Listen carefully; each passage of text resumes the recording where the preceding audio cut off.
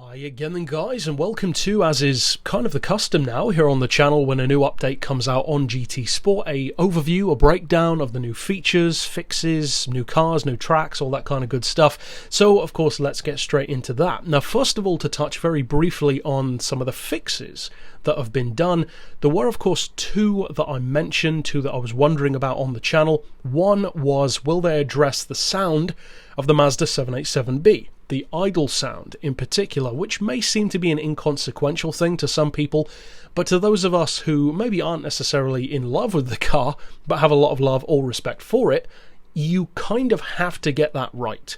It's the one car in the whole franchise that you don't really have a choice. You've got to make it sound correct, because it is so distinctive. Now they have addressed it to some degree, and I was planning to include the updated idle sound if they did it in this video. I haven't included that, and the reason why is because although they have added the traditional brap, as people call it, the sound to the 787B, it's not loud enough. No way near loud enough, and it's not about the sound levels of my TV. The rest of the sound under throttle is loud.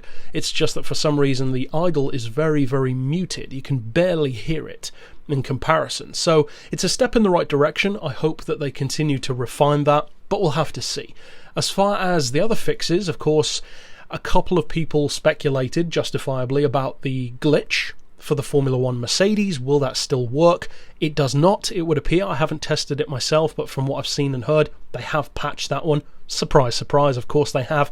So of course, hopefully we got some fun and use out of that. Wasn't exactly a useful thing for racing, it was just for the fun of it. So now to get onto the new stuff, the juicy new cars and new tracks. What can you expect? Well, of course, you'll see some of the updates and features that have been added to the game. New escapes locations in Cuba, for instance, very Fast and Furious 8-esque, which actually do look pretty good. There's some nice locations. The thumbnail of this video is even from there. And we've got some new career mode races and new track experience locations as well, which is always fun. You can only earn the money from it once, but it's cool.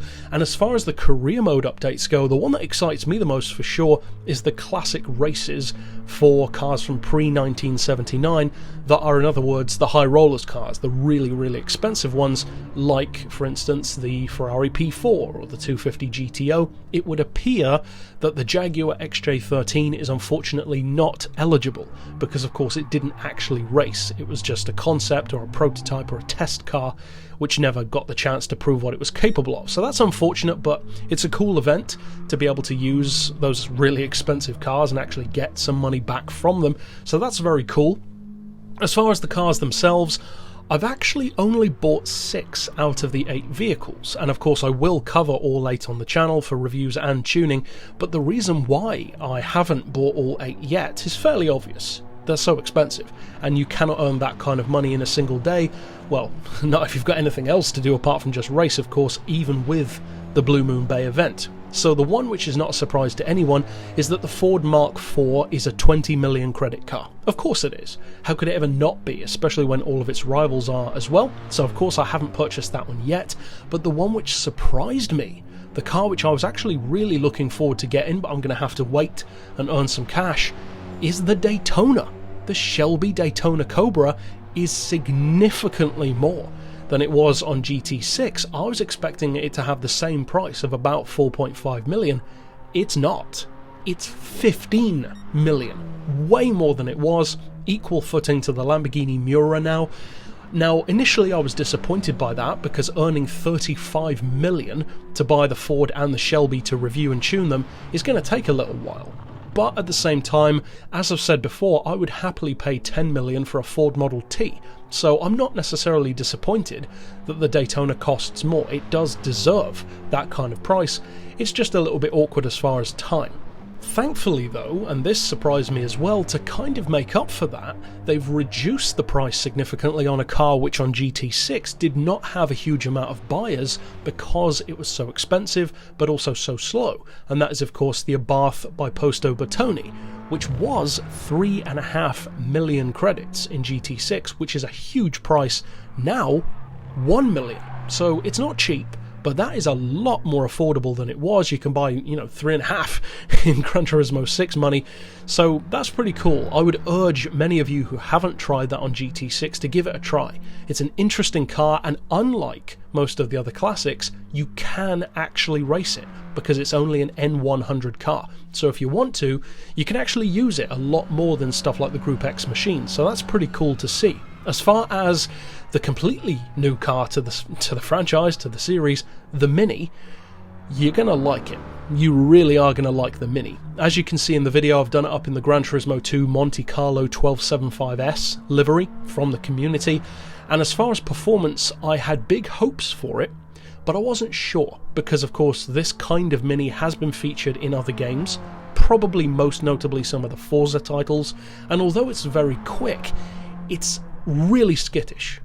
Now on GT Sport, on the other hand, it's beautiful to drive. It's incredible through corners. If you drop it, lower the weight, as the saying goes, stripped cage lowered, then it's a track monster. For N100, which is the peak of its tune with about 146 horsepower, it's great. It's around 4 or 5 seconds quicker than most of the K cars that we looked at in the Rivals match recently around Dragon Trail. So it's got a ton of use. It's not quite as quick as the Honda S660 in N100, but it's no slouch. So if you are a classic fan, if you're a Mini fan, if you're just a fan of new cars that we haven't had before, you're going to like it. The Mini is a lot of fun. The only thing to be wary of is with the gearbox settings, you can either have good acceleration or good top speed. You kind of have to choose in a very Chaparral 2J sort of way. It's very sluggish off the line if you want it to have a decent top speed, and the straight line speed is actually the main reason why it's not quite as good as the Honda. It's great through corners, even better I would say through corners, but on the straights, especially top end, it struggles a little bit. As far as the other returning faces, stuff like the Abarth 500 or the Lancia Delta, which I'm a massive fan of, or stuff like the Beetle, even the classic Beetle, you're going to be happy with those as well. Of course, something like a Beetle with its very limited power and especially limited tuning capabilities compared to GT6 with the turbos, dechroming it, that kind of stuff, it's only going to have so much use for most players, and I believe it's one of the only, if not the only, car in the game to have a 0.0 for top speed. It's that slow, and of course you can change that when you tune it. But as far as the Beetle goes, it's charming to drive. The handling is fairly loose, fairly wallowy, even when you stiffen it up a little bit, as you'd expect from a classic rear-engine, rear-wheel drive car, but it's a lot of fun, pretty good little drifter as well, and of course the car which I predicted would be probably the most popular of the pack, for a number of reasons, the S2000. The Amuse Honda S2000 GT1, which is interestingly in the Gran Turismo dealership for some strange reason. It should be in an Amuse dealership really, but there you go. It's a car which a ton of people already loved in this form in GT6, but also of course it's the first Honda S2000 to come back to the game. A fairly obvious car to have, but it's taken them a while to get around to it, alongside the NSX as well, the original.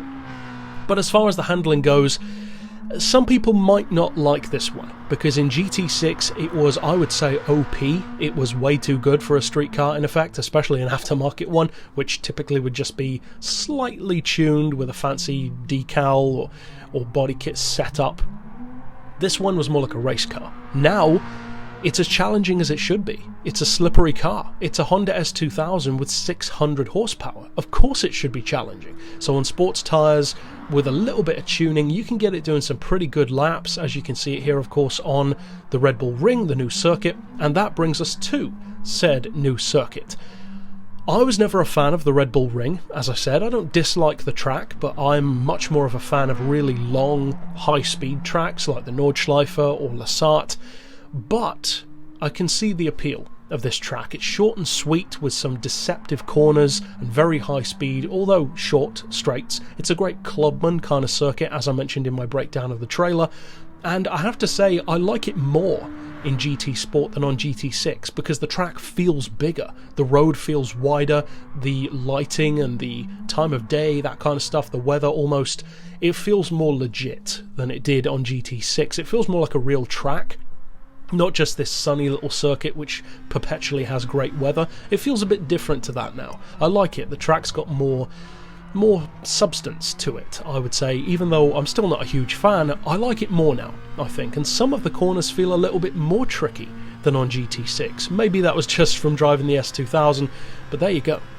Now, of course, if you want to see much more in-depth reviews and tuning for all of the individual cars, even the really expensive ones when I do earn the money for those, then you will definitely want to stick around on the channel for that. And that's it for my overview, so of course you can click here on screen to check out more Gran Turismo Sport videos, reviews, tunes, rivals matches, tons of other stuff. But for now, as always, thanks for watching.